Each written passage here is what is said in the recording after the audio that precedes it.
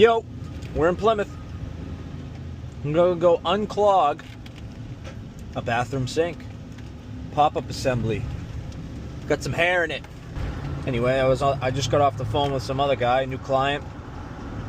He wanted me to, somewhere like half an hour away from my shop. He's like, hey, I turned on my outside faucet, my silcock, and it's dripping out of the handle on the shutoff.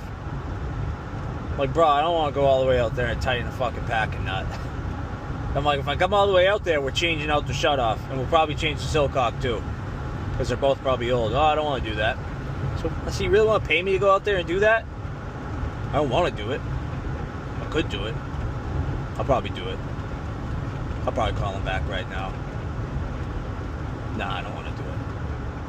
Alright, I couldn't get any shots over there unclogging that sink. The lady was hovering over my shoulder telling me about her fat sister-in-law that cracked her toilet seat last time she was at her house from sitting her fat ass on it. There's no joke. That's literally what she was telling me. I was like, alright. That's cool. So we're going to go fix a backflow now.